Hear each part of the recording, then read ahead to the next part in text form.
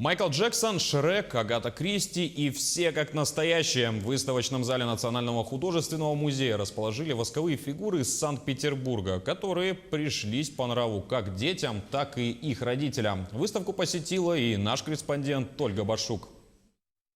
Сказочные герои, персонажи наших любимых мультфильмов, спортсмены, историки, политики, звезды шоу-бизнеса. Здесь есть все, но звезда этой выставки – ожившая мумия.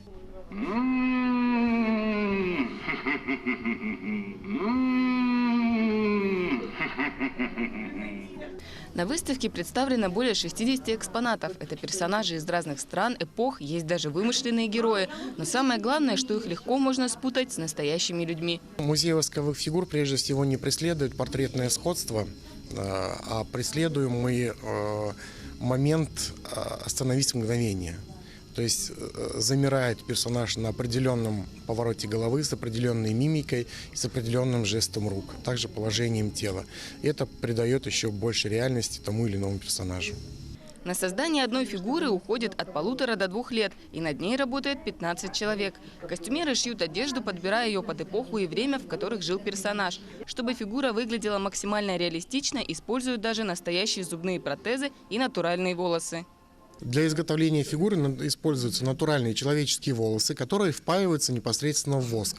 Над этим работает пастижер. Есть такая профессия, которая впаивает по 2-3 волоска, и тем самым создается объемная шевелюра. То есть мы не используем парики. Также для создания бороды используется такая технология. Мы можем это видеть очень отчетливо на фигуре Жана Рено. И для создания более подобного и живого персонажа мы используем как и седину, так и другой цвет волос. Выставка объединяет как взрослых, так и детей. Организаторы уверяют, скучно не будет, и каждый найдет экспонат по душе. Мы пришли с семьей, и мне кажется, эта выставка будет интересна и взрослым, и детям. Фигуры реалистичные, очень красивые. Первый раз пришел, очень красиво, как правдоподобно, все нормально. Мне фигуры Геракла, Аватара, Мумия, вот такие фигуры нравятся.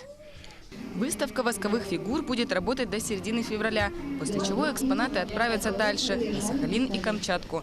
Ольга Башук, Павел Пахомов, Якутск.